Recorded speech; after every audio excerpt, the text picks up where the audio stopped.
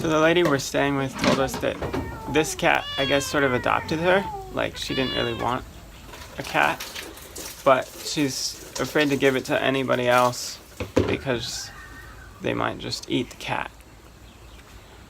We're not in America anymore.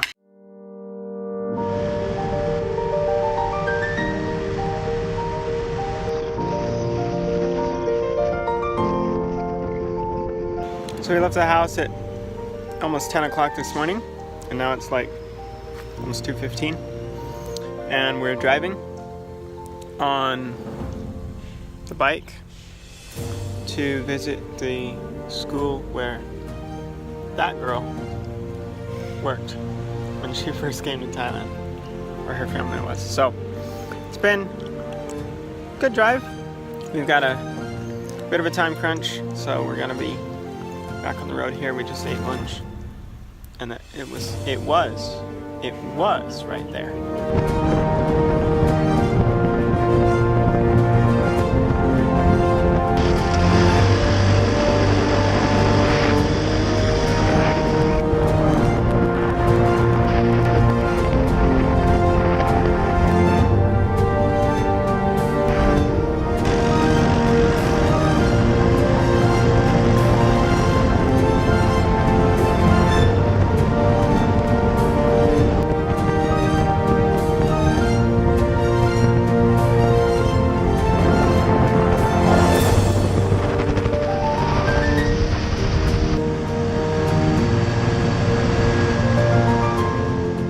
Hey guys, so we made it safely, thankfully, and now it's getting close to Sabbath. Actually, it is Sabbath, isn't it? Sun is going down. We made it through another week. So anyway, tomorrow we're going up into the mountains to a church camp out, something or other. I'm not entirely sure. Anyway, ready for a good Sabbath.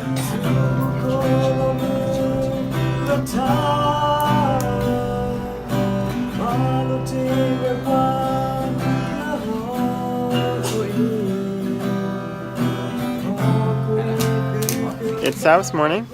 Last night we slept at a friend's house, and then today we're going to a church that's about an hour's drive up into the mountains. It's absolutely gorgeous, as you can see.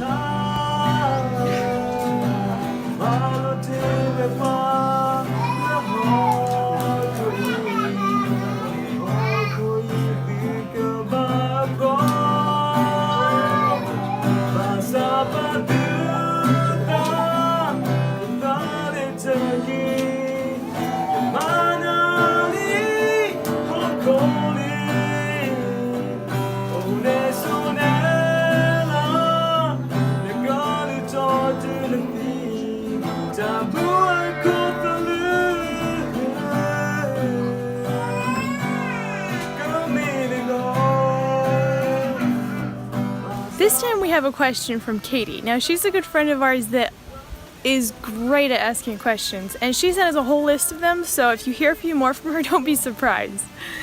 But the one we chose for today is, do I have to know the language in order to be a missionary? So maybe a practical way to answer that is, do you understand this?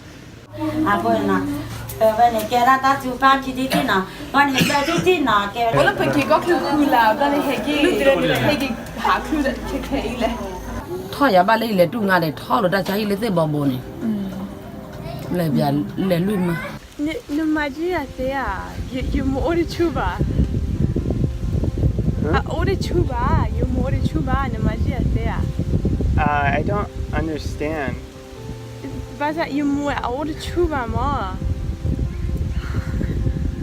Did you understand? That's about what it's like.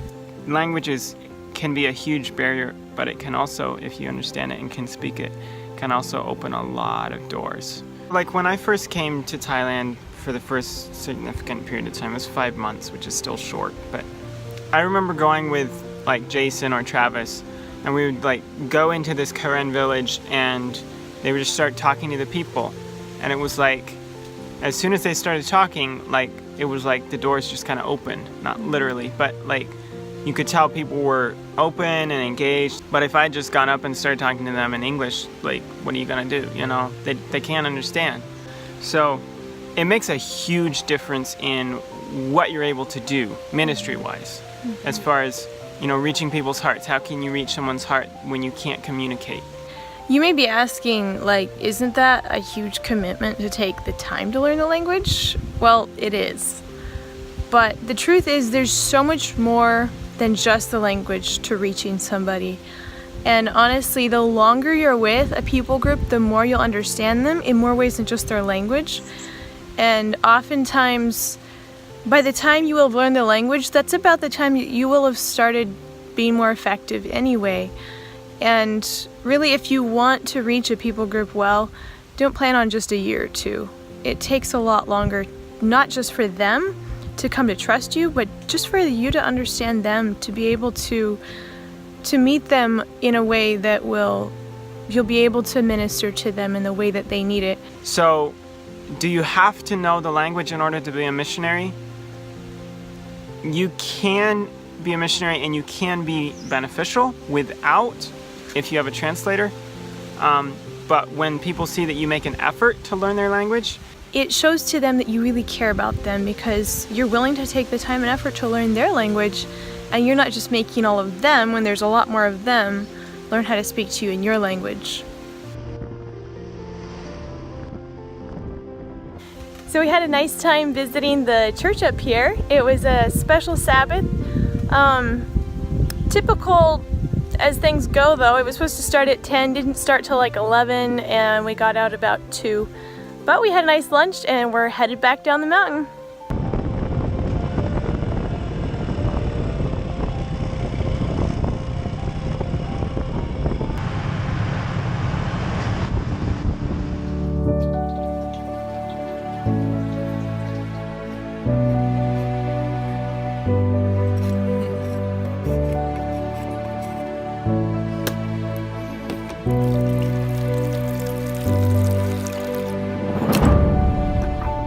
I'm shaving the flesh of the coconut.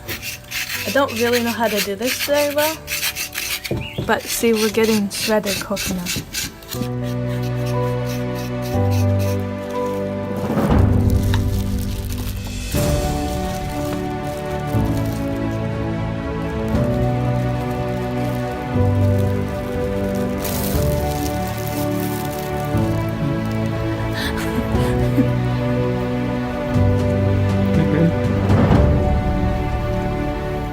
So now we're on the way home, and we've picked up an extra bag because we just need more luggage.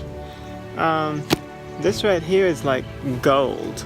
It's got 49 audio Bibles that are like little solar powered players with the audio Bible in the current language.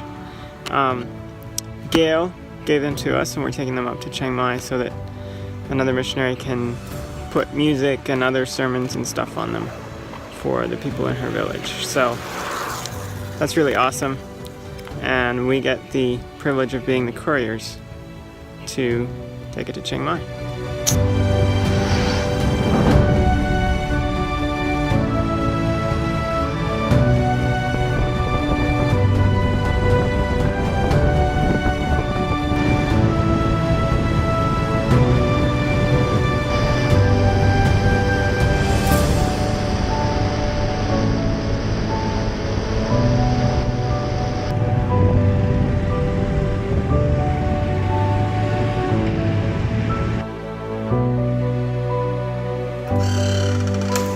Hey guys, we finally made it home, and we're tired and a little bit sunburned and happy to be home.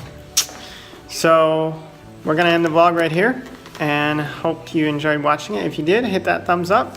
If you haven't subscribed to our channel, go ahead and do that so you can join us on the journey.